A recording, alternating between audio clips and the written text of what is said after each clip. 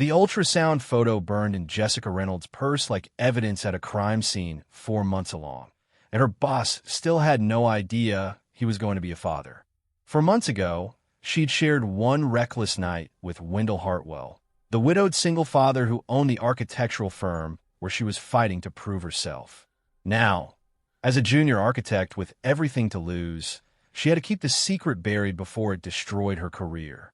But how could she admit that beneath her ambition and independence, she'd been falling for him since her first day at Hartwell and Associates? If you're ready for this emotional journey of secrets, second chances, and the courage it takes to face the truth, please hit that like button and subscribe to catch all our stories that explore the complicated, messy, beautiful reality of unexpected love, and comment which city you are watching from. Jessica Reynolds sat in her car outside Hartwell and Associates, watching the city lights flicker on across the skyline. At 28, she had everything she'd worked for within reach: a position at one of the most prestigious architectural firms, a reputation for innovative design, and the respect of her demanding father, Vicki Reynolds, a retired construction magnate. The industry saw her as hungry, talented, unstoppable. Until 4 months ago, the memory of that night still haunted her. The firm's summer celebration at the harbor. Too much champagne. A chance conversation with Wendell on the rooftop terrace after everyone else had left. The unexpected vulnerability in his voice when he talked about raising his son Marcus alone after his wife's death. The way the city lights had illuminated his features, making him look less like her intimidating boss and more like a man who understood loneliness. One night, one mistake, except it hadn't felt like a mistake until the following morning when professional reality came crashing back. She'd left his penthouse before dawn, and they'd maintained careful professional distance ever since. He never mentioned it. Neither did she.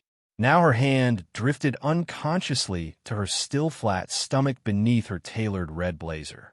The ultrasound that morning, her second appointment in secret, had confirmed what her body had been screaming. Morning sickness, exhaustion, the way her clothes were starting to feel tighter despite her careful concealment. Through the office windows, she could see Wendell at his desk, his 10-year-old son Marcus beside him, both bent over what looked like homework. The image of them together, father and son, a team, made her chest tighten with guilt. A text from her brother Joe lit up her phone. Sunday dinner. Dad's asking about you. Don't bail. Jessica closed her eyes. Her father would know something was wrong the moment he saw her.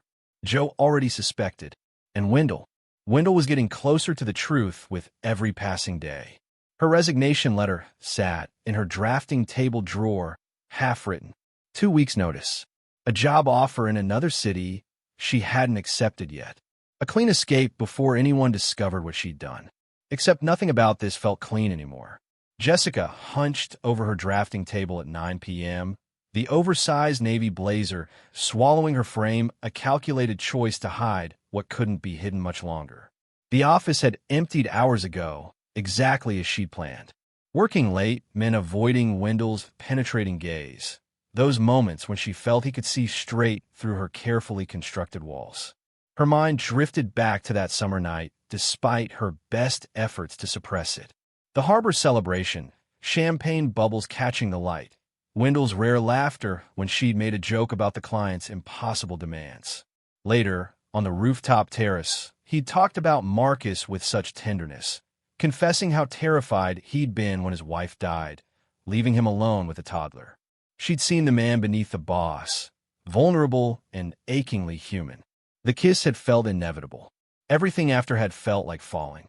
Dawn brought clarity and panic. She'd gathered her clothes in silence, slipped out before he woke, and buried the memory deep. 4 months of professional distance. 4 months of pretending. Until 2 pink lines shattered her denial. Now, her laptop glowed with job postings in Portland, San Francisco, anywhere far enough to disappear. The resignation letter cursor blinked mockingly. Dear Mr. Hartwell, I am writing to inform you. A knock shattered her concentration. Jessica, you're here late. Wendell stood in her doorway, concerned about etching his features. You've missed 3 Thursday design meetings. Is everything all right? Her heart hammered against her ribs as she minimized the screen, but not before his eyes flickered to the words resignation letter in the document title. Everything's fine, she lied, her hand instinctively moving to her stomach before she caught herself. Just busy. His gaze held hers, searching, and she realized with sinking dread that running was about to become much harder. Wendell's alarm pierced the darkness at 5:30 a.m., the same time it had for the past 3 years. Marcus needed consistency, structure, normalcy, all the things grief had stolen when his mother died. He moved through their morning choreography with practiced efficiency. Whole wheat toast with peanut butter, math homework double-checked, soccer uniform packed for after-school practice. "Dad, you're doing that thing again," Marcus said around a mouthful of cereal. "What thing?" Staring at nothing. "Thinking too hard." Wendell smiled, ruffling his son's dark hair. 10 years old and already too perceptive. He couldn't tell Marcus that he was thinking about Jessica Reynolds the way she'd looked at him that summer night, like he was just a man, not the tragic widower everyone tiptoed around. For a few hours, he'd felt alive again. His late wife Sarah's photo still sat on the mantel, her smile frozen in time. 3 years since the accident, yet her absence still shaped every decision, every carefully constructed boundary. He'd respected Jessica's retreat the morning after, assuming she regretted crossing professional lines. He understood regret intimately. His sister's word from last week echoed. "You've been looking at her differently since the summer party, Wendell." Whatever happened, it changed something. That evening, tucking Marcus into bed, his son's sleepy voice cut through the darkness. "Dad, will you ever get married again?" Wendell froze, his hand stilling on Marcus's shoulder. "Why do you ask?" "Tommy's dad did. After his mom left. Tommy says it's weird, but also kind of nice. Having someone else around." The question hung in the air like a challenge, forcing Wendell to confront what he'd spent 3 years avoiding. That protecting his heart meant teaching his son that love ended in loss, that safety meant isolation. "I don't know, buddy," he whispered, the honest answer feeling like both failure and possibility. Sunday dinner at the Reynolds house felt like an interrogation disguised as family time. Jessica pushed pot roast around her plate while her father, Vicky Reynolds, watched her with the intensity that had built his construction empire. "You look pale, Jesse," he said, his voice gruff with concern. "Are you eating enough? Working too hard for that Hartwell fellow?" "I'm fine, Dad." She forced a smile, reaching for her water glass instead of the wine her brother Joe had poured for everyone. Joe's eyes narrowed. 26 and annoyingly perceptive, he'd always been able to read her. His gaze traveled from her untouched wine to the loose cardigan she wore despite the warm evening, to the way she kept shifting uncomfortably in her chair. "How's work?" Vicky pressed. "That boss of yours is treating you right? You've been distant lately." "Just stressed. Big project deadlines." The lie tasted bitter. Wendell's demanding but fair. "Wendell, is it?" Joe's eyebrow arched. "Thought you called him Mr. Hartwell." Heat crept up her neck. Her father launched into a story about a difficult client from his building days, but Jessica felt Joe's scrutiny like a physical weight. When she escaped to the porch for air, Joe followed within seconds. "Are you pregnant?" The directness knocked the breath from her lungs. "Joe, don't lie to me, Jess." "No wine. Baggy clothes, you look exhausted, and you just called your boss by his first name with that look on your face." He stepped closer, voice softening. "How far along?" Her composure shattered. Tears she'd held back for weeks spilled over. "For months," she whispered. "It's Wendell's.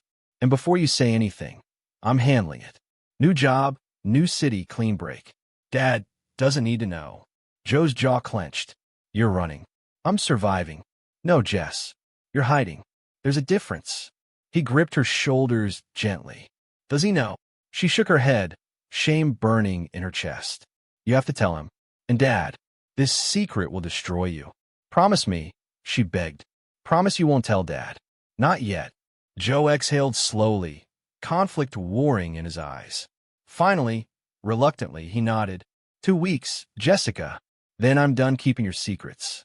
The Riverside Development presentation was Jessica's chance to prove herself and her potential escape route. Land a major client, strengthen her portfolio, make the move to Portland seamless. Except Wendell had assigned himself as her co-lead, making avoidance impossible. "We need to coordinate," he'd said, his tone brooking no argument. "This project is too important." For 3 days, they worked in close quarters. She felt his eyes tracking her movements, noting the way she'd excuse herself suddenly, returning pale and shaken. The morning of the site visit, nausea hit her so hard she barely made it to the construction trailer bathroom. When she emerged, Wendell's assistant Margaret stood waiting, arms crossed. The older woman's knowing gaze swept over Jessica's loose blouse, her pallor, the saltine she'd been keeping in her bag. "Ginger tea," Margaret said quietly. "Help me through all four of mine." Jessica's blood ran cold. "I don't know what you mean." "Of course you don't, dear." Margaret's smile was gentle but firm. "But when you're ready to stop pretending, I'm here." The presentation that afternoon should have been her triumph. She'd rehearsed every word, anticipated every question. But halfway through describing the sustainable infrastructure plans, the conference room tilted violently. "Ms. Reynolds?" The client's voice sounded distant. Strong hands caught her before she could fall. Wendell steadied her, his palm pressing against her waist where her body had changed, softened, expanded in ways no blazer could fully conceal anymore. His fingers registered the difference immediately. She felt the exact moment comprehension flickered across his face.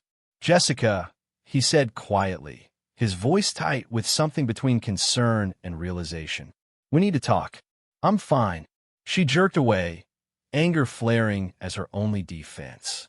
Just stood up too fast, but she saw it in his eyes, the math calculating, the timeline connecting, the suspicion that would soon become certainty. Her carefully constructed walls were crumbling, and there was nowhere left to run. "My office. Now." Wendell's voice brooked no argument as the clients departed, leaving them alone in the conference room. Jessica's heart hammered.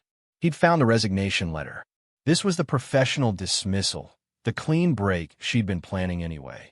She followed him down the hallway, each step feeling like a march toward judgment. He closed the door behind them with controlled precision, the kind of calm that preceded storms. When he turned to face her, his expression was unreadable. "I need you to be honest with me." His voice was steady, but his hands gripped the edge of his desk.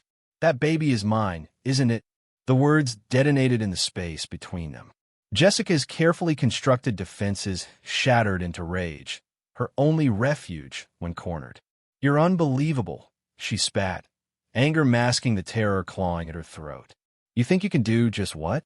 Make assumptions about my personal life?" "Jessica." His calm was infuriating. 4 months ago, we spent the night together. Now you're pregnant, avoiding me, hiding behind oversized clothes, and planning to resign. The math isn't complicated. You don't know anything about me. I know you're scared. He stepped closer, his voice softening dangerously. "I know you've been trying to disappear. I know that when I caught you today, I felt." He stopped, jaw clenching. "I felt how much your body has changed." The truth sat between them like a living thing, impossible to deny anymore. Her anger drained away, leaving only exhaustion and shame. "Yes." The word came out broken. "Yes, it's yours. And I was handling it." Handling it. Something flickered in his eyes, hurt deeper than anger. "By running away? By planning to raise my child in another city without ever telling me? You don't understand. Then make me understand." His voice cracked. "For months, Jessica. You've known for 4 months and said nothing. Do you really think so little of me?" The question landed like a physical blow. Not anger hurt. Raw, devastating hurt that cut far deeper than any accusation could. "I was protecting us both," she whispered, tears finally breaking free. "From what? From me being a father? From the possibility that I might actually want to be involved." He ran a hand through his hair, frustration and pain warring across his features. "I lost my wife, Jessica. I know what it means to miss moments you can never get back. And you decided I didn't deserve to know about my own child." The truth of his words shattered something inside her. She'd been so focused on protecting herself, she'd never considered what she was taking from him. "I'm sorry," she choked out. "I'm so sorry." Jessica spent the next 2 days calling in sick, hiding in her apartment like a wounded animal. Exposure felt like standing naked under fluorescent lights, every flaw, every cowardly choice illuminated. The urge to run burned stronger than ever. Portland, San Francisco, anywhere, Wendell Hartwell couldn't look at her with those wounded eyes. Her phone buzzed incessantly. Joe's text grew increasingly frustrated. Stop hiding. Face this. You're better than this. But she wasn't. She'd proven exactly who she was, someone who chose self-preservation over doing what was right. Across town, Wendell sat in his lawyer's office, while rising his throat as he discussed custody arrangements, paternity tests, legal protections. The words felt toxic, transforming something that should have been joyful into a battlefield. You need to protect yourself, his attorney advised. She hid this for months. Who knows what else she's planning? But driving home, Wendell felt sick. When had he started thinking of Jessica as the enemy? She was scared, not malicious. Hadn't he built his own fortress after Sarah died, keeping everyone at arm's length? Dad, you okay? Marcus asked from the back seat, his perceptive eyes studying Wendell in the rearview mirror. Just worse stuff, buddy. You're lying. Marcus's voice was matter-of-fact. Adults always think kids don't notice, but we do. That evening, Jessica sat in her car outside Hartwell and Associates, watching through the glass lobby as Wendell emerged with Marcus. The boy was laughing, animated as he described something with wild hand gestures. Wendell listened with complete attention, then ruffled his son's hair with such natural affection it made Jessica's chest ache. This was what she denied him. Not just ultrasound photos or doctor's appointments, but the daily reality of another child. She'd looked at this good man, this devoted father, and decided he wasn't worthy of the truth. Her phone lit up. Joe again. 2 weeks are up, Jess. Tell Dad, or I will. She watched Wendell buckle Marcus into the car, seeing the care in every movement. The standoff couldn't continue. Pride and hurt were luxuries she couldn't afford anymore. But reaching out felt impossible when shame had built walls higher than any she'd hidden behind before. Jessica stood on her childhood home's porch, hand hovering over the doorknob. Coming here meant surrender, admitting she couldn't handle this alone, facing her father's disappointment head-on. But she was out of places to hide. Vicky Reynolds sat in his leather armchair, reading glasses perched on his nose as he reviewed construction journals. He looked up when she entered, and his weathered face immediately registered concern. Jessie, it's Tuesday. You never visit on. He stopped, really seeing her. The exhaustion, the fear, the protective way her hand rested on her stomach. Sit down. The words tumbled out in a rush. The pregnancy, Wendell, the 4 months of hiding, the confrontation, everything. Silence filled the room when she finished, heavy as concrete. Disappointed doesn't begin to cover it. Vicky said finally, his voice tight. Not about the baby. About lying. The running. I raised you to face things head on, not sneak around like you've got something to be ashamed of. I know. Tears burn her eyes. I know, Dad, and I'm sorry. Does he know? Vicky interrupted. Does he want to be involved? He knows now. Her voice cracked. And I didn't give him a chance before. I just assumed he'd make everything complicated, that my career would be over, that I'd what? Disown you? Vicky's expression softened. Jessie, I wasn't always perfect. Before I met your mother, I made plenty of mistakes. Got a girl pregnant when I was 22, wasn't ready to be a father. I ran all the way to another state. Biggest regret of my life. Jessica stared at him, this revelation cracking open everything she thought she knew. Your mother taught me that running doesn't solve problems, it just creates new ones. She made me face what I'd done, make amends where I could. He leaned forward, his rough builder's hands gentle as they covered hers. You're a fighter, Jessie. Always have been. But running isn't fighting. It's just fear wearing a disguise. What do I do now? You tell the truth. All of it. To him, to yourself. Vicky pulled her into a crushing hug that smelled like sawdust and Old Spice, the scent of home, of safety. And you tell that man he's got a grandfather waiting to meet him. A grandfather who's going to spoil the hell out of that baby. He pulled back, his eyes fierce. But Jessie? If he hurts my girl, I'll demolish his career piece by piece. I still have connections in this city. Despite everything, Jessica laughed through her tears. That's not exactly encouraging reconciliation, Dad. Good men don't run from responsibility. Let's see what kind of man your Wendell Hartwell really is. The text sat in her drafts for an hour before Jessica found the courage to press send. Can we talk? Really talk? 3 dots appeared immediately. Then, Harbor Coffee. Tomorrow, 10 a.m. The coffee shop was neutral territory, far from the office and prying eyes. Wendell arrived first, looking as exhausted as she felt. No suit today, just jeans and a worn sweater that made him look younger, more vulnerable. Thank you for coming, Jessica said, her hands wrapped around a decaf latte she couldn't taste. I almost didn't. His honesty was jarring. I've been angry, Jessica, angrier than I've been since Sarah died. You have every right to be. She forced herself to meet his eyes. I was a coward. I convinced myself I was protecting us both, but really I was just protecting myself. From judgment, from vulnerability, from having to depend on someone.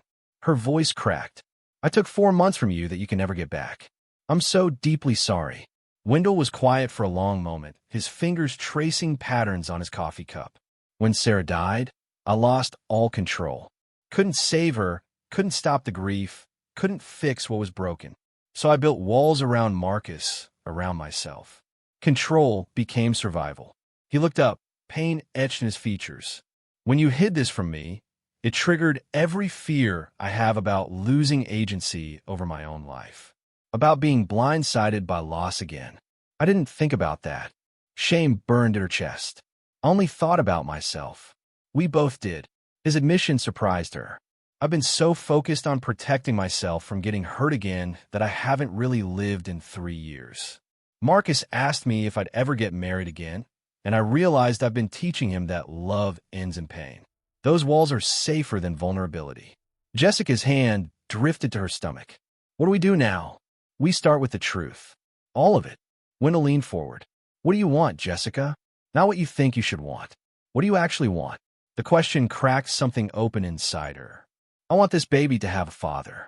A real one, not just child support checks. I want to stop running. And I want she hesitated, then pushed through. I want to see if what we had that night was real, or just champagne and loneliness. It was real, Wendell said quietly. At least for me. But we can't build anything on secrets and fear. No more running, Jessica promised. No more hiding. Then let's do this right. He pulled out his phone, scrolling to a photo of a grinning boy with Wendell's dark hair. Marcus deserves honesty too. Will you meet him?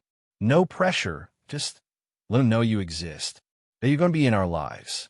2 days later, Jessica stood in Wendell's living room, hands trembling as Marcus studied her with the unflinching directness only children possess.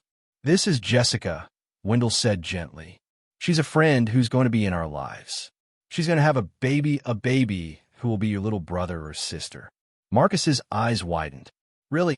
Then, with characteristic bluntness, is she nice? Jessica knelt down to his level, meeting his gaze honestly. I'm trying to be. I make mistakes sometimes, but I'm working on being braver and more honest. Your dad is teaching me how.